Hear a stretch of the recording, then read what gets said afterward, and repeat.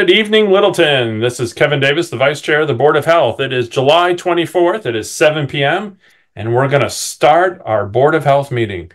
Our first thing up on the agenda is a 7 p.m. public hearing for 2331 Stevens Street. Brenda, if you wouldn't mind promoting, it looks like Kyle and Attorney Gibbons and Attorney Corto. Sorry, Kyle, you're going to have to help us out with the pronunciation. I apologize.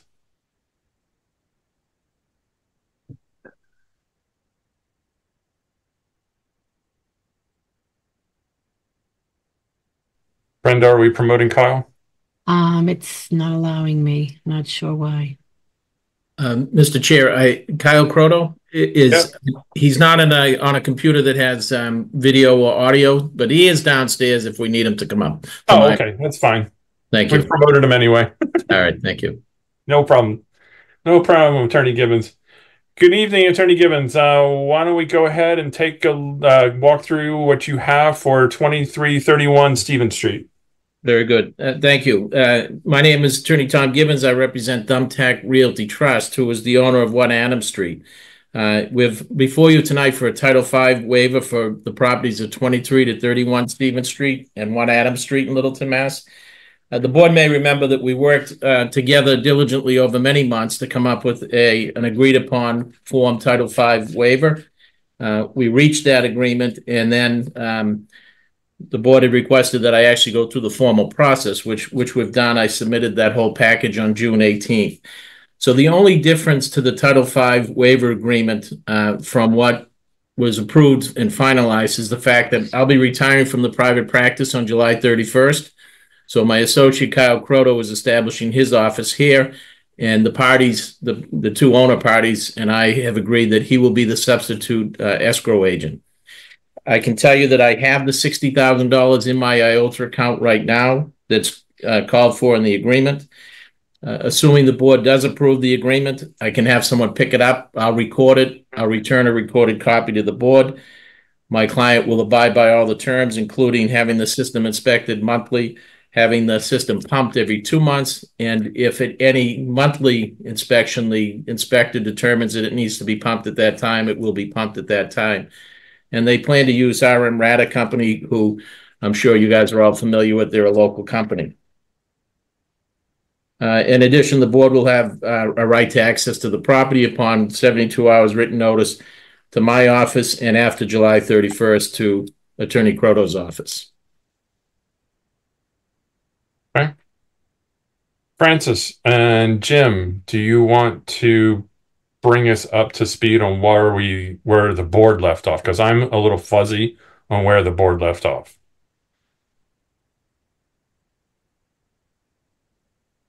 So I can start. I think we had gotten to the point, as Attorney Gibbons stated, that the board had agreed with the conditions that he had listed. And what we wanted was the applications to come in. So there was actually a formal process. So we now have that. The applications were attached to that packet. One other little wrinkle was the retirement. So that's one of the reasons I asked Attorney Gibbons to bring the document back so that the board would feel comfortable understanding that nothing's really changed except that they're passing it to a different person in the practice. So I don't think there's any other issues with it. Okay. Francis? This was a little before me, so I don't think I should make any comments, really. Jim has a good handle. Yep. Kevin, is there anything that you would like to question or comment on then?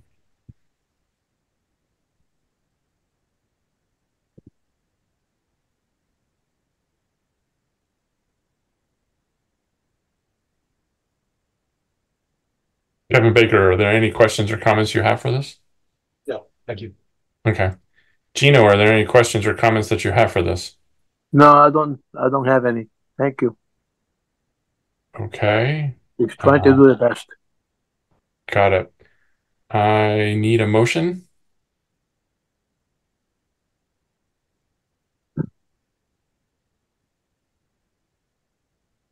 Nobody's there.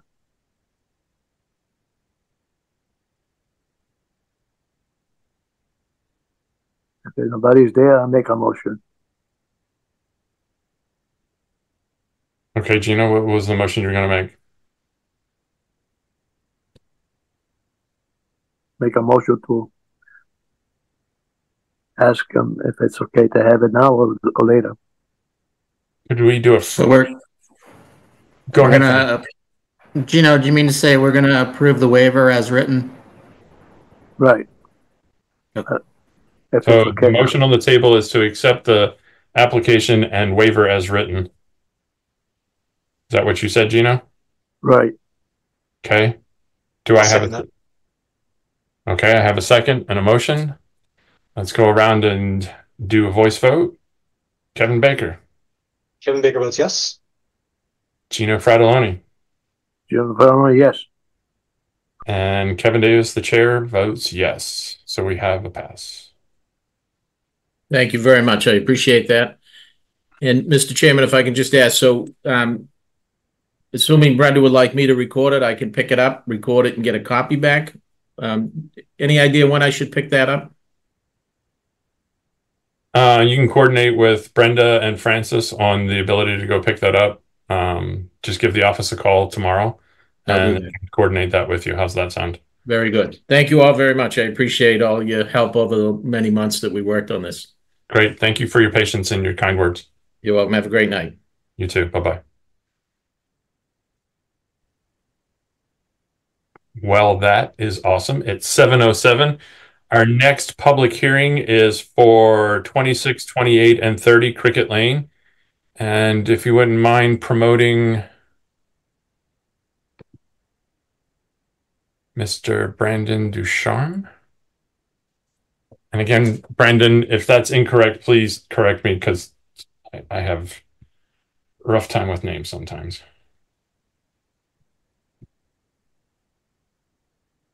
Sorry, I lost you there for a second. I was just joining as a panelist. It's Brandon Ducharme with David E. Ross. Yep.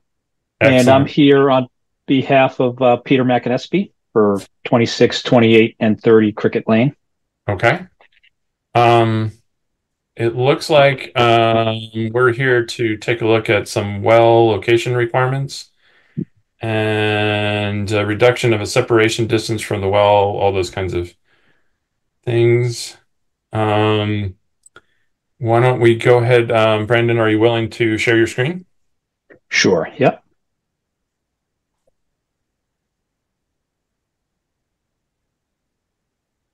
All right. As you may recall, we actually were before you back in October of 2021 with this plan. And the plan was for right now it was three existing pre-existing non-conforming properties at the end of Cricket Lane, right on Spectacle Pond. And the project was and is to demolish the three separate houses and construct a single new house. And just given the size constraints of the property, we proposed a holding tank and then a well on the property. We were before you, as I said, in October of 21, and the project was voted on. We had a local upgrade approval for a setback reduction for the holding tank to a lot line. And since then, we've obviously been to conservation. We have an order of conditions, and then the project kind of got derailed a little bit. There was a property line dispute with an abutter that ended up going to court, which has now been resolved. And in the process of pulling the building permit, it was discovered that there should have been a waiver that was voted on when we were last before you for the well also. So really what we're doing tonight is we're kind of coming back and asking for that waiver for the well. So Cricket Lane is kind of up at the top of the page. It's a dead end. There really isn't a turnaround or anything. And then there's access off of the end of Cricket. And then the proposed house is going to be just off what would be the frontage of the lot. And we tucked the holding tank up between the house and the road, obviously, for the ease of pumping. And then we needed to get a potable water source. So we set the well kind of out behind the house in order to get both a 50-foot setback from the proposed holding tank as well as a 50-foot setback from the holding tank on the abutting property. And in that location, well, basically there isn't anywhere on the lot that we can meet the 50-foot setback from either a property line or the water surface, the edge, the pond. So in this location here, dictated to get that 50-foot setback from the holding tank, we're asking for the setback reduction for 23 feet from the wetland and 22.9 feet from the property line. Okay. Let's start with Jim or Francis. Any comments on this? So I think I'm probably more appropriate from it because it was so long ago. So this was, again, to replace three small camps that were on this, who all had, if they had wells, we didn't know about them. They may have had lake lines. So they're going to put one structure in there. They do need a potable water supply before they can pull a building permit. I have received an application to drill the well. It'll be according to the well driller, a drilled well. They'll use bentonite to seal the casing to the bedrock so we can minimize any kind of influence from the pond. It really is the only spot on that lot that they can really get that. They've kind of maximized the offsets. And it certainly would be better than what was there before. We'll have a well that we can then test and provide potable water for the house. Okay. That sounds great. Why don't we go around the room and ask questions? I'll start with Gino this time. Gino? I don't see any problem because Jim explained it. The question is they like to have some water, and I guess they can get the water from the well. And then the distance is, I think, is a little bit too close. But let's see what Jimmy says. Okay. Jim, do you have any follow-up for that? No, like I said, I think they've made the best attempt at, again, keeping the 50 feet from the tanks. And you can see there's a tank up above for that house. That came in probably 5 or 6 years ago, number 24. And they're going to propose a tight tank. So no leaching will happen between these two lots. Okay. That would be okay. That's it. Kevin Baker.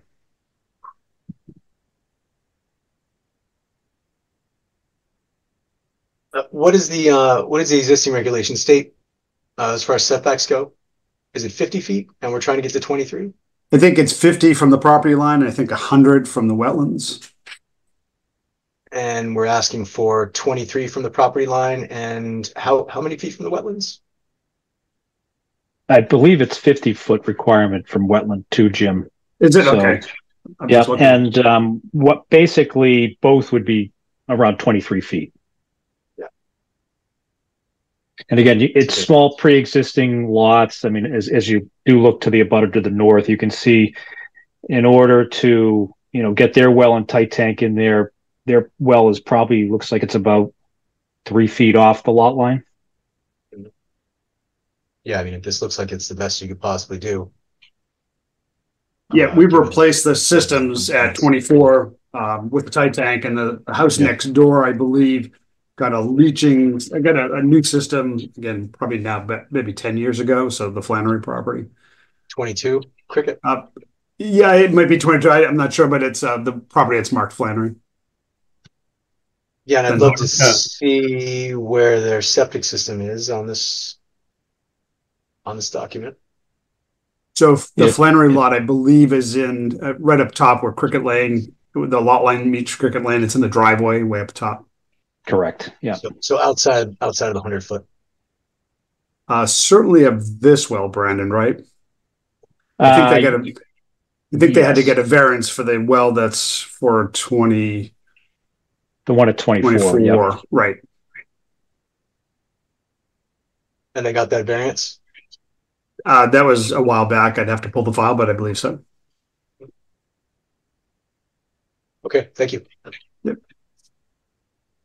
And the chair has no other questions that weren't already asked and answered. So the chair is going to entertain any motions. I'll make a motion to approve the variance on the setbacks for the placement of the well.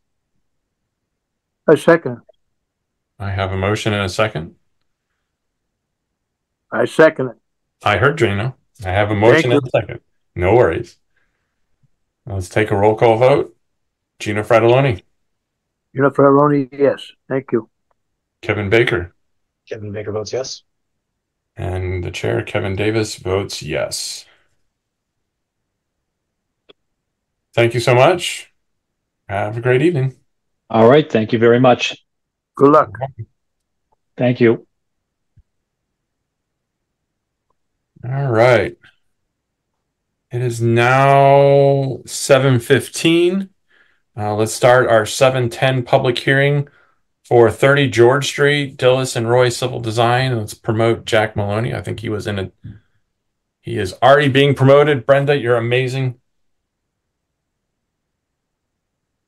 Looks like what we have is on behalf of our client, respectfully request the following local variances and local upgrade approval for the design and construction of proposed sewage disposal system. Looking for a local variance, regulation number 27, no portion of a fill requirement for a SAS shall be within 10 feet of the property line. Then Title V variance, there are none required. And then the Title V local upgrades, we're looking for a reduction of the required 4-foot separation between the estimated seasonal high groundwater table to the bottom of the leach area, to a 2-foot separation between the estimated seasonal high groundwater table and the bottom of the leach field as proposed. And then a sieve analysis may be performed in percolation tests since the perk test cannot be performed. All right, so I think that is all that we have. Why don't we have our engineer do a quick... All set? Yep. Jack Maloney from Dillis and Roy, and basically did half my job for me tonight, Mr. Chairman. As you can see, this is the lot in pink. We have an existing 3-bedroom house, big wooden deck, fenced in, partially fenced in backyard. We have a gas line and a water line that come in the front. And then we have the existing septic tank right now is right where my hand cursor is. It's underneath this stairway to the upper deck area, and then it flows across to an area in this lighter red bubbled area, which is in failure. There was a Title V that was done earlier this spring, and it's in failure. So we plan on replacing the septic tank with a new 1,500-gallon 2-compartment tank, 1,000-gallon pump chamber, and then a Presby system that's in yellow here. One of the variances that we're looking for is the reduction from the 4-foot down to a 2-foot. Given the size of the lot, we do have town water, and we're trying to minimize the grading without having to build walls or anything like that. I got the system to fit in here pretty decent. There is a section over in this area that's about 5.2 feet to the property line. Jim and I spoke about this a couple weeks back in the field during testing on another lot. We talked about putting in maybe a subdrain or a surface stone swale. But in this case, where it's so close to the bush line, it may be kind of difficult to remove those bushes, take away that privacy between the two neighbors, just to install that trench to capture any possible runoff that would come off of that system. Again, this is going to be a loam and seed and grassed area again compared to what it is. So I tried to tweak this in as best as possible without changing the whole landscape area for that site. Okay. Francis or Jim, any comments? Sure. So again, all small lots in this neighborhood, all high water tables. The houses are all kind of built really low to the ground. So anything time you're raising up a yard, the concern about surface runoff onto properties, not only the property the system's being it's installed for, but abutting properties.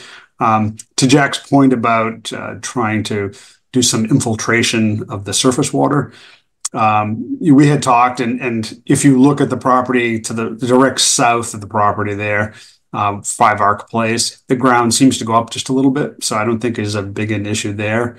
But the property to the east, the concern is, I think their yard becomes the low spot now.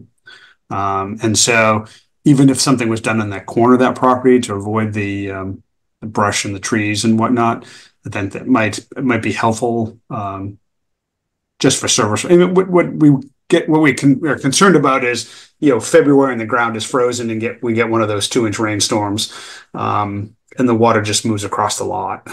So I don't have an issue with the other requests. Again, it's trying to do the best you can. It is town water. The system is better. It's higher above the groundwater offset than it was before. It's going to have new tanks and a filter, so it should do well for the property. The only thing that really concerns me is that the surface runoff. Francis? Yeah, I would agree with the runoff, but it's a tough site. I don't really see any other way to do it. So are we just talking about vegetation that would have to be removed to put the swale in? I'm just asking a question. A clarifying question. In that back corner, yeah, I've on my other screen, I'm looking at that back corner. There's a landscape area that we noted on the plan that ties into the bush line that we have shown. So, I mean, you'd be taking out some landscaping to install this, recharge trench in the back. Again, I mean, everything right now goes that way. In a rainstorm, it sheet flows into that southeast corner, like Jim said.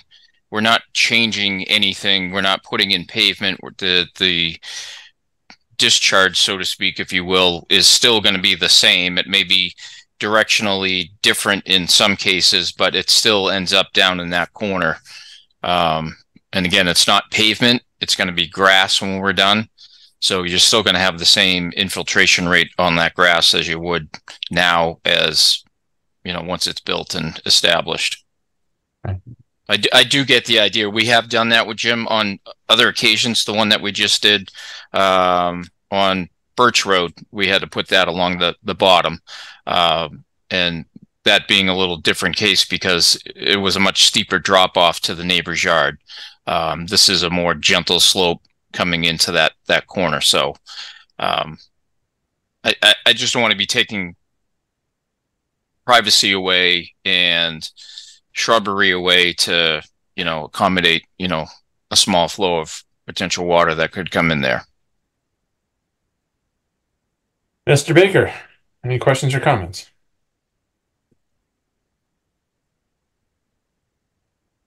No, it looks like they did the best they could to fit all this in on a small lot, and the the surface water coming off this, it seems like if it already went in this general direction to begin with, adding this mound in there shouldn't have an adverse effect. I appreciate Jim's comment about putting the swale in, but I don't know that the value of the swale is. I think keeping the bushes is more valuable than taking them out and adding the swale. So I have no other questions or comments. Excellent. Gino? Yeah, the question, like everybody understand that the lots are small, and 1,500 septic system. I'm very proud of them to put a so big one. Just remind them that they clean it once every 2 years. And then what are you going to do? I mean, I'm glad they go from 4 feet to 2 feet, and the water is going to come as long as it doesn't make any problem. I don't think I have any problem. Okay. And to the chair. I'm looking at the original, the elevation lines that seem to be there. It looks like in that bottom right corner, it's at 196, and it looks like the as-built or the as-proposed will be 196 right there. And it looks like, you know, it goes up a foot by foot, and it looks like it's a nice gentle slope. The house seems to be, is the house elevate? Oh, the house elevation is 203. Is that what it is? Well, that's it's a split level, and there's a garage. There's a garage on the system side of it. Oh, so I see. It's there's basically a frost wall that comes out a few feet from the ground. Okay. So if you can see the elevation of 20308 in that left-hand corner of the house, it's actually about a 201 there, so it's a couple of feet out of the ground. Got it. All right. So it seems to be pretty gentle because the top of the proposed looks like the top of the mound is going to be about at 200 feet or so. Correct. So at its highest point to the right of the D box where test hole 524-1 is, it'll be about 3 foot height at its max. Oh, and from the existing what it was. From the existing what it was to what it's going to be proposed. So that'll be that corner there will be the most fill on the property. Okay. Okay. Yeah, I hear the concern, but again, I agree with Mr. Baker. It seems that this is the best design that we can have for this, keeping the rest of the yard pretty much intact. Okay. I don't see any other attendees in the for comments or anything like that, so there's nobody over there. I guess at this point, I'll entertain a motion.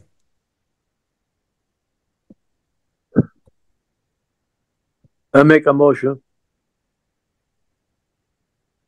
Okay, Gino, what's your motion? The motion is to give me the permit. So what you're looking for is a fill requirement from the SAS to be 10 feet from the property line, that we have a 4 foot, looking for a 2 foot separation from the seasonal high groundwater, and that a sieve analysis be performed instead of a perk test. Is that what you're asking for, Gino? Correct. Yeah. Okay. I think that's the motion. I wish a lot of luck because they put on a 1,500 septic system. Can you imagine that? They usually have between 1,750. Okay. So they make sure they clean every 2 years because it's a big one now. I'll second that. Perfect. Thank you, Mr. Baker. So I have a motion and a second on the table. We'll go to Mr. Baker for his voice vote. Kevin Baker votes yes. Mr. Fratellone? Mr. Fratellone says yes. And the chair, Mr. Davis, votes yes. And I think I just forgot to talk to Jim and Francis. Whoopsies. Okay, moving on. All right, thank you. Have a good day. Thank you. You too, Jack. All right, moving on to our 7:15 discussion, the Board of Health conduct. Woohoo! All right. Let's go get into our packet where that is. And we can see in the packet we have a bunch of information that is in there. So this is a discussion. And why don't we start with Francis? Yep. So this is based off of the select board, obviously, from the redlining. Not many changes. There's a couple things I've seen in other towns that I put in for consideration if we want to go that route. But it's pretty boilerplate to what already exists for select board. I know that Mr. Kane had concerns about one section about removing members.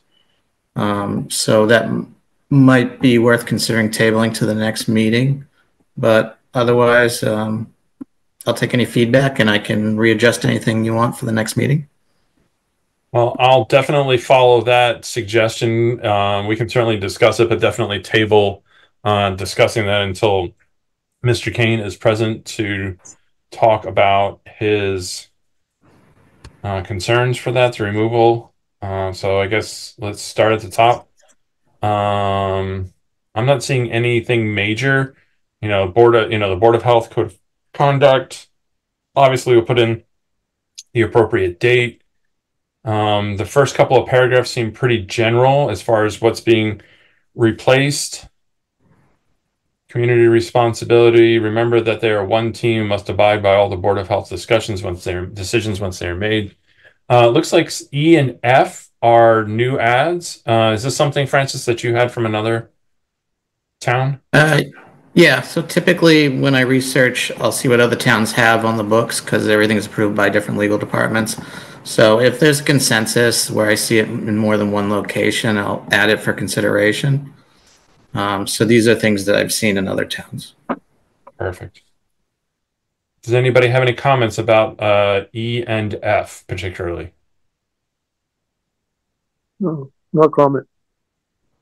Kevin is wagging his head side to side, so I'm going to take that as a no, so we can move on from that. Section 2, responsibility of the town administration, all direct reports to the Board of Health, e.g. Director of Health. Okay. Seems a little confusing to me, but just tighten it to Director of Health. Yeah, that's what I would do. Okay. Because the Board of Health is this board for policy. I see as person for the administration. So sure. You got it, dude. Sounds good. All right, so we got Director of Health, Board of Health, request assistance. Okay, so E is a new thing, limit requests for staff support and ensure that all requests go through the Director of Health. It seems to be new. Does anybody have any questions or comments on the board on that one? No question. No, and Kevin is saying no. I think so. Yes. Okay. So I don't seem to have I don't have a problem as the chair for this. That seems reasonable. You kind of are in control of all of that, so that seems very reasonable. Relationship to the Board of Health members and other persons. There is a large space between A and B. I'm sure that's just an editing thing. We'll take care of that. Yep. Administratively. Treat all members, concentrate, conduct. Recognize that board action at official meetings is binding, cannot bond, and that they alone cannot bind the Board of Health outside such meetings, right? Open meeting, Board of Health. Definitely want to do a global search and replace. I know you probably have already done it, but definitely do another global search and replace for the word select. Just make sure that we have all of those taken care of. Oh, yeah, I see. Okay. Number I, please clarify. And another thing is recognize that the board action at official meetings, I'm assuming the Board of Health action, we want to be specific. This is up at letter E. Same thing down at letter I. I would suggest being specific about which board, so that way it tightens up that language. So do a definite global search and replace for board and look if it makes sense to put Board of Health if it reads appropriate, would be a suggestion. Okay. P, it looks new. Not to speak on behalf of the Board of Health and or Health Department staff at other public meetings unless approved by the board. I'm assuming Board of Health. So yes. That's new. Can you give me a little logic behind that one as well? So sometimes, and I have seen it before, board members might go to a commission meeting for another board or board meeting. And I guess it gets a little confusing on whether you're speaking on Board of Health or speaking as a resident. So it's something to be kind of mindful for, because any comments you make could be tied back to the board and the board might not necessarily agree. So it's just kind of a reminder. Got it. I don't have a problem with that. Anybody have a problem with that? Of course, we'll review this again when we have a larger quorum and things like that, but definitely. Okay. Enforcement of the code of conduct, the select board, the Board of Health board. Again, we already made that comment from above to make sure that we can do this. This is where member Mr. Kane is going to want to speak on. Here's another page that's blank. So during a meeting or after initial warning, a member who acts in an inappropriate manner or unruly or disorderly may be removed from the meeting by a majority vote of the remaining members. Okay, so it sounds like this is the section that Mr. Kane wants to comment on.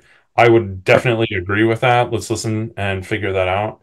Does anybody have any comments, though, on A, B, and C? No comments. No comments. Mr. Baker is shaking his head no, so we're good to go. Okay. Let's check and see if we have any attendees. I see no other attendees. Does anybody else here in the meeting have any other comments since we kind of went through that quickly but efficiently? Yes, Mr. Baker. I just wanted to thank Francis for going through and making the edits and redlining it. I think that'll be helpful for Dr. Wason and Mr. Kane when they're back too. So I feel like if we can put this on our next agenda as a public hearing, we would be able to take a vote on it. I would agree with that sentiment that we can put it as a hearing. Although without them here to have their talks, do we think we want to have another discussion just to make like some edits by Mr. Kane and Mr. Wason to make sure that those comments are adjudicated and put in, so that way we have a final look before we do the public hearing? Would that make sense, Mr. Baker, or do you think we should just press? I think we can press. I think we can list it as a public hearing, and if folks still have adjustments and changes, we could always continue it and table it. Okay. Yeah, we can always, or we can make them on the spot and approve as amended. All right, fair enough. Francis, do you feel comfortable with that? Yep, I'll make the changes and we'll have it available. Perfect. All right, then, Brenda, if you wouldn't mind putting that on our next meeting as a public hearing for our Board of Health Code of Conduct. All right. No attendees in the meeting area. We're going to go to our 7:37. We're going to go to our 7:20 discussion for the room count policy. Ooh, yeah, here we go. All right. The person that really wants this is Mr. Wason, and he's not here, so I definitely think we need to make sure we have his comments on this as well. All right. Yes, Mr. Baker. I think that's a great point, and I think Mr. Kane will like to review this as well. I think it reads really, really well. Thank you for putting this together. It's a long time coming, and I think we should continue this until our next meeting when we have the full board. I would agree with that statement. Mr. Fratelloni, would you agree with that, or would you like to have a discussion? No, I understand what he means. I think we should have the full Board of Health meeting. All right. Then let's go ahead and push this discussion to our next meeting where we can have a full board with Mr. Kane and Mr. Wason present, and we'll move forward on that. Is everybody in concurrence with that? Yes. Yes. Francis, you good with that? Yeah. Just one thing to look at is you had mentioned that you wanted to look at new construction as well as part of that policy. Yes. So for the next meeting, just whatever you have, if you could send that to me, I can kind of type something up or. Yeah. So I'll give you a little feedback on that now since we're in a meeting. It's an appropriate time to do that. From my perspective, new construction, we keep running into new construction that takes us right up to that minimal line. And then when someone goes to try to finish their basement, we're like, well, you can't finish your basement. We have to go through hoops. We have to have, 10 rooms when it was 9, or, all of those kinds of things in a standard bedroom sort of kind of thing. I really think we should go back to what something was around in the 2000s time frame where you sized the house plus a percentage or something above that, so we could actually get a finished basement if the basement is unfinished. Because we keep running into this all the time. Everybody wants to be able to finish their basement, and then we've sized it to be, a 4-bedroom. So that means you can only go up to, help me out, Jim? 9 rooms. 9 rooms. Yeah, you can go up to 9 rooms at that point. So that means the basement's one big honking room, and you want a place for the kids to scream and play while mom or dad are in an office space. So that's 2 rooms in the basement, so you can't even do it. So yeah, we need to figure that out. Because I know my house is a 4-bedroom house, but our system is sized for 6 bedrooms. So I can have 13 rooms in my house and no problems. So we need to think about that, because the smaller requirements are causing issues when people come back to, to do the basement finishing. Yeah. So I'll put the notes in for the next meeting just to start the discussion on it. Okay, so let's go ahead and have that meeting. Oh, Mr. Kane has joined the club.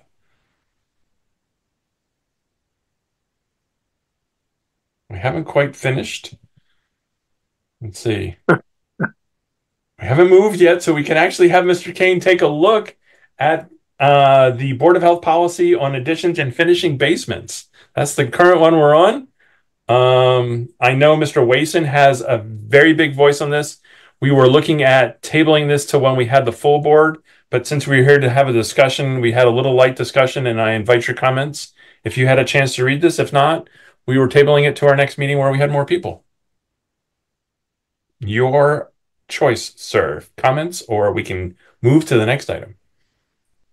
I have not seen the most recent version of it, so I'm okay holding off. And thank you everyone for your patience. I apologize for being late. It is quite all right. We appreciate your presence. Page 71 in your packet, Mr. Kane. For your reading enjoyment.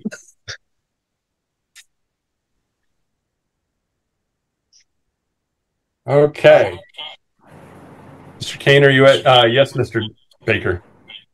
I just wanted to make a note that to Mr. Kane that the chair had made a note about new construction, and there's a blank section on the bottom of the document where we should brainstorm about different ways we can handle new construction when a new house is basically already at its maximum capacity for square footage and their septic system, and we know that 3 years from now someone's going to come and want to finish the basement.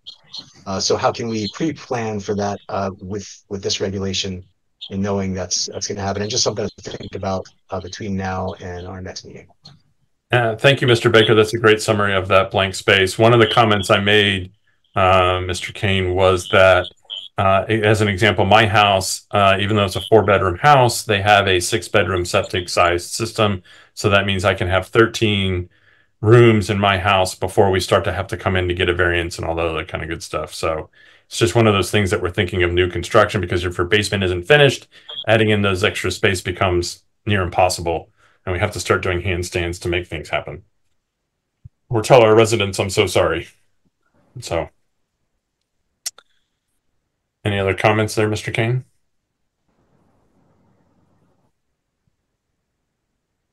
Definitely like trying to, as we are going over plans for new construction, having that discussion early. We've certainly seen that a number of times. Even during construction, before construction's finished, we've had folks come back before us with the septic's in the ground, and oh, by the way, the owners who, for this construction we haven't finished yet, would like to finish their basement, can we get a waiver? So, I mean, I can't imagine that construction's not finished and you didn't anticipate that 1,000 square foot basement wasn't going to be finished during that design process, which always feels a little bit disingenuous to me. It's one thing, okay, you know what, I've had the house 20 years, we'd like to finish. It's something else when construction is still ongoing, but you've already capped the septic system, and now you want to say, oh, well, can we get a waiver?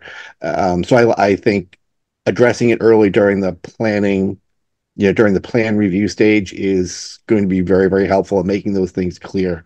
Again, I know we'll talk about it. Looking at that 300 square foot number for open space, I'm not sure. We may want to see what that number looks like. I'm trying to think. Well, that's 30 by 10. That's what, 18 by 18 or something. I'm trying to do a square root in my brain, but again, it's 18 by 18-ish, give or take, which is a relatively small space. Yeah. I'll think of my basement, which is 800, 900 square feet, probably. It's one big open space, but it's finished. But I can't imagine going, okay, if I want to finish my basement, that theoretically is going to add 3, or if it's 901 square feet, it's going to be 4 rooms. Or, okay, I have to make that closet a little bit bigger and get rid of that last square foot to make the numbers work. I guess that piece of it for me is like, I'm not sure what the right number is. 300 might seem a little bit snug for an open floor plan to say it's, I'm just thinking of I'm thinking of the house. So I'm not sure what that number should be, but I think that obviously can maybe open up to other discussion and as we move forward of what makes sense and is reasonable. Because I'd hate to say, yeah, you've got a big open space but it's 3 extra rooms when it is, but it's not. It's that whole. We try to make it not arbitrary, but by picking a number, we're kind of saying it's arbitrary. We're saying 300 is 300, which means 301. That's 2 rooms. So, yeah. The other thing that we could probably do, something that maybe Francis can do with the building department, is the houses that were built within the last 5 to 7 years. What's the average size of the foundation, if that's something that's in the building permits or something like that? I have no idea. This is spitballing, like brainstorming, right? And say, oh, okay, this is the average size of the basement in Littleton. With that 300 square foot number, Dan, we could start to get an idea as if 300 is the right, or is 500 the right number, or you know what I mean? Come up with some sort of number based off of real actual data. I'll reach out to OpenGov, see if we can run a report somehow. Oh, that'd be awesome. Yeah, 300 isn't research based. It was just a recommendation from one of the members at a previous meeting. So yeah, I don't really have any backing to it. Yeah, let's get a little bit of something behind that number, so that way we can at least stand on something that we did a little research. But yeah, but I'll get something together. Yeah, the square foot of 300 is right around 18-ish. Yeah, I did the math. It's 17.3 by 17.3 feet squared. Yeah.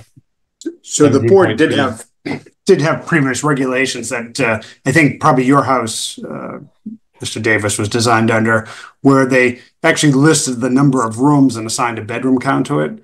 And the number of rooms were pretty small, so the bedroom counts far exceeded what the capacity of the house was. So people in that situation have benefited from being able to finish basements. That regulation also had a room size. They talked about, I think it was 250. Any room that was more than 250 square feet was considered 2 rooms. So let's see if we can find those old regs. You can at least see what the basis of some of that was. That would be nice to know as well. If you have that, Jim, that would be great. Yeah, I'll take a look and see. I think they got repealed about the time I came to work in town, but let me see if I can find them. There was a spreadsheet that we had that in there somewhere. Yes. I think Mr. Baker got a hold of that a little while ago. I think you actually created it, Kevin, didn't you? The spreadsheet? Yeah. Not me. No, Mr. Baker. Yeah, I think so. I think we might have that around somewhere. Okay. Taking a quick poll of people in the meeting. I don't see anybody in attendance. And we'll take a quick poll again. Does anybody have any further discussion on this before we table it for our next meeting, where Mr. Wason and everybody will be present, so we can have a lively discussion? Correct.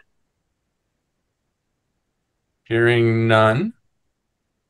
Okay. Am I doing this process right? I don't need to take a vote to move on. Am I doing this right? It's just a discussion. We don't need a formal vote. Got it. Okay, Yep. Good. Thank you. Keeping me honest. Doing great. All right. Getting serious again. Serious, Kevin. Okay. So that is the room count. So now we're up to, it is now 7:48. We are up to our 7:25 public hearing, private well regulations. I am sure we've had lots of discussions. I have been out the last couple of times. So there is an email that was kind of sent around. Francis, do you have that to share with everybody, so that way we can look through that and understand where we left off from our... Well, if it's a public hearing, we're ready to accept this and move on. I think it would be important to have Dr. Weiss in here. Okay. Especially for the section we're going to look at. Got it. So we stopped at section 8, which is water quality. We were finally able to get a hold of someone from the agricultural committee, and we met with them. Excellent. It sounds like they're agreeable in the process. They were able to connect us with someone at MDAR, who I reached out to and asked if they could meet. They were receptive to having a meeting, but when I threw out proposed times and days. I still haven't heard back, and it's been a while. Oh boy, time to reach out. So reach out and touch someone. Yeah, so I was hoping to have definitions and setback questions kind of more formed and answered and fleshed out for the board tonight. And that kind of impacts the whole regulation as a whole. Okay. And it might change some of the sections in general. So I don't know if we want to review it tonight without the new information and any potential changes, or if you do want to look at Section 8, which would be quality testing. I'll leave it to the board. I was going to say, then let's, what is the will of the board? What do we want to do? Mr. Baker. I think we need to wait for Dr. Wason. Okay. He's very vocal on this one. And also, we did meet with, as Francis pointed out, Brad Mitchell, who was on the AdCom, but is very, very knowledgeable about the regulations for agricultural wells. So I think we straightened out the issue we were having, identifying irrigation versus agricultural, and for instance, that was one of my things. taking note of that in the definition. So I feel really comfortable with that. And Mr. Mitchell is a great resource, also a very nice guy. And he pointed us in the direction of a couple different Mass General Law regs that we should refer back to. So we can just reference that and then sort of take it off our plate for those issues, which would be great. Excellent. And I also see there's a section 10 for geothermal well construction. There's a pretty big section that's been added. That's near and dear to something that I was talking about. And there's the irrigation well and then agricultural wells. Yep. Okay. So, sorry, Mr. Baker, go ahead. Motion to continue. Do I have a motion on the table to continue? Do I have a second? Mr. Second. Kane seconds. Let's do a roll call vote. Mr. Kane. Mr. Kane votes yes. Mr. Fratelloni. Yeah. Mr. Baker. Kevin Baker votes yes. And the chair, Kevin Davis, votes yes to table it. So let's go ahead and put this in for another public hearing. And again, there are no attendees in the meeting right at the moment. So that, I think, we'll put it in for our next meeting as a public hearing, and we can kind of move on from there. Okay. All right. It is 7:52, and we are to our 7:30 ID try this again, Kevin. ID decision support tool. Does anybody have Mr. Wason or Dr. Wason's ID support tool to pull up? I don't have it. I don't have it. No. Well, I can tell you from what I've been reading and looking at wastewater treatment numbers and all kinds of things like that around the country, things are starting to do our summer COVID-19 spike. So, and we also have the variants that are out there that are having fun and wreaking havoc. Something else that I saw was that there is a new EUA approved vaccine that might be coming out in the very near future. Mr. Kane could back me up on this, but it is a combination flu and COVID-19 at the same time. So not two separate shots, but a single shot from Moderna. So that was exciting for me because that might help with some of our resistance and to getting two when you can just get one jab instead. So does anybody else have any other comments they would like to talk about and around the decision support tool? I don't like those shots, but you never know. When you need them, you have to have it.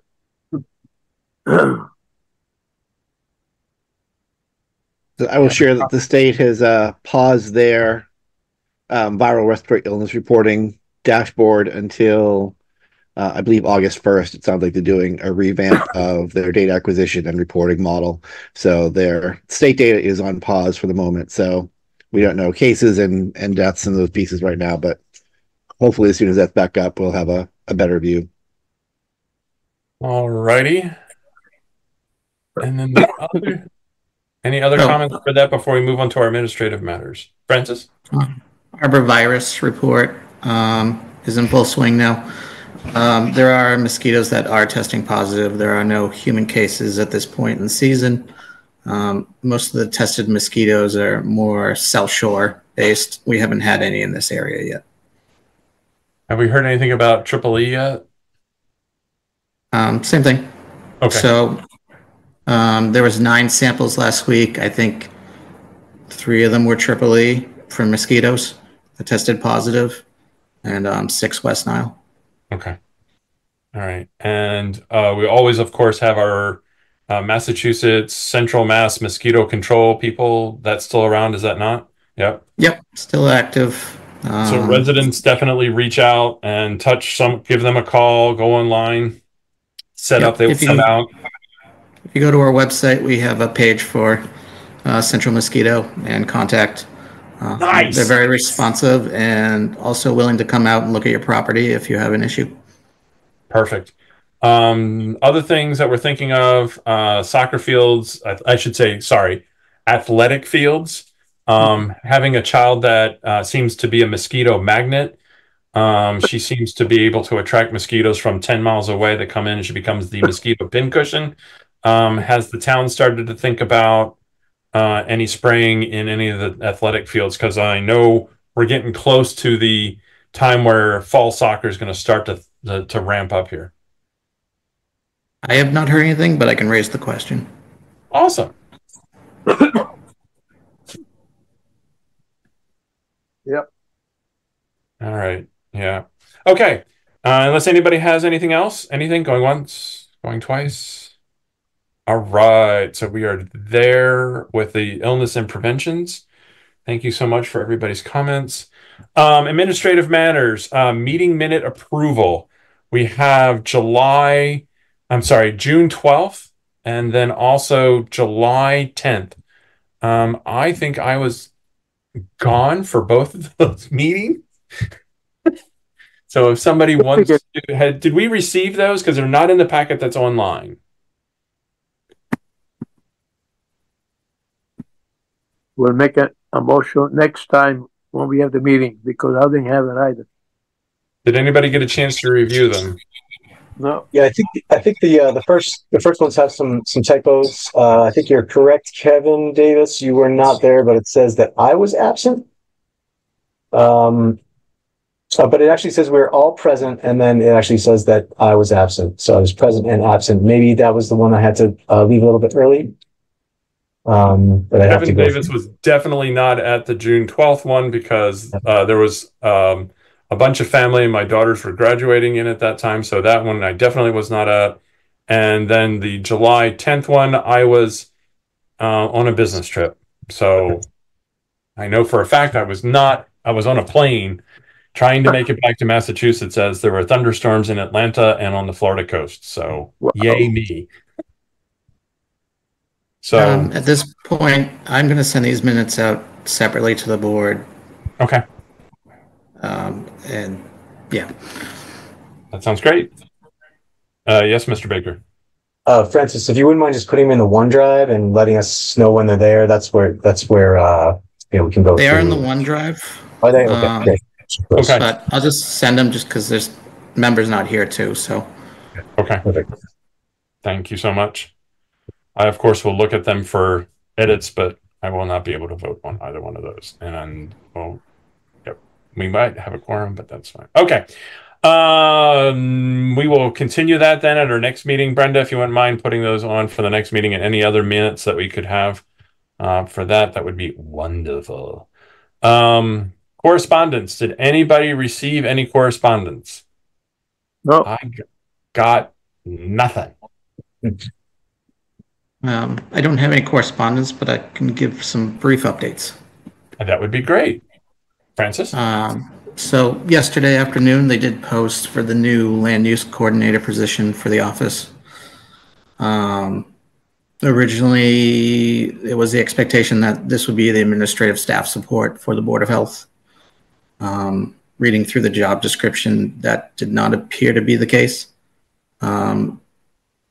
The issue has been raised to HR.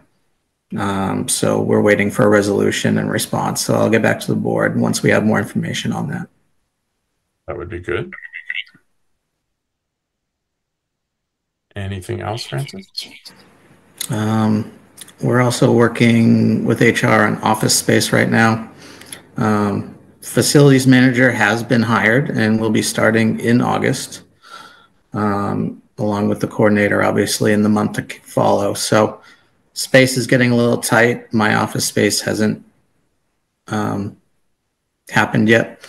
So that was also raised with HR. Where's the Board of Health going to be? How is that going to work? When will this be done? We're coming on 5 months now, so it's sooner rather than later. Something needs to happen.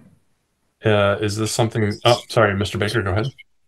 I was wondering if the chair and the vice chair would be able to speak with the town administrator or the ATA about expediting an office space for the director of health so that we can function to our highest efficiency level possible. I will be more than happy to go fight that fight. If that's something you would like me to do, Francis, please just let me know, and I'll be more than happy to reach out, coordinate a meeting, and start to figure stuff out. No, that's great. I can connect with you either tomorrow or next week, whenever you want. Because it's the summertime, Fridays, they're still closed? It's half day. Oh, okay. I'm out and about, so. Yeah. So if we needed to do something in the morning, Friday morning, with the town administrator and the assistant town administrator and yourself, is that something possible, or would you prefer another day? I prefer another day, but also the assistant town administrator is out on vacation this week. Got it. And I think he's kind of the main contact for office space type of inquiries. Perfect. So we'll have to schedule something for the week that the assistant town administrator gets back, coordinate that. So it's probably 2 weeks out, is my guess? Maybe the end of next week. I'll connect you with you. I think we could probably do sooner or whenever it's good for you.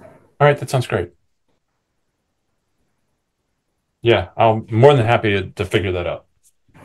Let's connect tomorrow sometime. I'll give you a call and we'll figure that out. But like process-wise, where we want to go. Sounds good. Thank you, Kevin. Yeah, no worries. Anything else? Excitement of summer. It's getting busy. Jim, is there anything that you would like to speak to the board about? So just to let you know, the beach is being tested, and so far so good. Haven't any issues even down after there Apple Man? No, I mean, we've seen in some of our beaches in the district some very high numbers that we can't quite figure out because the next day testing, at least in one case, it went from 1,000 down to 13. Yeah. So we can't quite figure that out, but fortunately, the state recognizes that can happen. So for beaches that have a good history, they allow it to remain open if you can grab a sample within 24 hours and that sample tests okay. So there is a dashboard. So if people want to see the state, you can go up to the state website and actually see the dashboard of the beaches that are closed and results. So. Would that be something that we might want to add to our own Board of Health webpage? That sounds like a very good candidate to add. Yeah, that's not a bad site at all. The state actually they created and launched an online portal right before beach season, and unlike most things that get launched that quick, it actually worked well. And so you put the information in, and it populates a nice chart, including calculating things like the geomean. So it's actually a nice. It's worked out well. We were a little hesitant, but it worked out well. So that's excellent. Yeah. So that's the reason why the news folks are now like every week telling people what the beaches are open and closed, because now they can get the information easier. Yeah, absolutely. There's a nice DEP beach page. So yeah. That sounds perfect. We should definitely promote that maybe. What do you got? What does everybody think? Sounds good? All right, let's do it. Make a page. More information, the better. Sounds great. I had 2 other updates I just remembered. Okay. So in terms of opiate settlement funds, we connected with the state recently to open online accounts and start discussion on reporting, because they're going to know what we spend the money on, and they need to account for it and make sure it's done appropriately. So we're in the process of that right now. In terms of the survey itself, it's still out. I think we'll make one more public push to get some more responses. But within a couple of weeks, I think it's probably time to close it out. I would say I could make a presentation for the board to review for what the results are and kind of analyze and look at and discuss further. Yeah, that sounds great. I would really enjoy that kind of outbrief on that. That would be really helpful. I know Mr. Kane was leading the charge there for a while on the opiate settlement funds and things like that. So I know having a closing the loop session on that, I think would be wonderful. Mr. Kane, any comment? No, obviously we want to get input from the community and really address this as, a team, since this is not a single department issue. This is basically almost every department in town, and every resident should have some input and is affected or knows someone who is. So, and also recognizing other ways that we can share resources and get the most bang for our buck, coordinating with Neshoba, Westford, Chelmsford, our neighbors, to see how we can best utilize it for the most impact. But no, definitely, I'd love to see what we got for survey results and how we work with our EHS, fire, police, DA's office partners to see how best to move forward. Sounds perfect. So that was the other thing I wanted to ask about is, so at this point, when we're closing down the survey and we have all the information in hand, I sent the board a suggestion for a task force earlier in the year of different departments, the Board of Health, and possibly some members of the public to coordinate kind of program efforts and where to go and take input and be part of the process for public forums, perhaps. So I want to, at the next meeting, present that list again and have the board approve the list, and then start reaching out to the departments, if that's okay. So I guess we'll have a public hearing on that then, so that way we can, get a vote on how we want to perform moving forward, setting some policy. Okay. Anybody have any comments or discussion on that? I think it sounds like a wonderful idea. Nothing heard. All right. Since we seem to be in the board member updates, comments for discussion and public input, again, I don't see any attendees currently in the meeting. Does anybody else on the board have any other item that they would like to bring up or discuss? No. Yes, Kevin. I would like to make a motion to adjourn. And I need a second. Second. Awesome. I hear a second. Let's do a roll call vote. Mr. Kane. Mr. Kane votes yes. Mr. Fratellone. Yes. Mr. Baker. Kevin Baker votes yes. And the chair, Kevin Davis, votes yes. We are hereby adjourned at 8:08. Nicely done, Mr. Chair.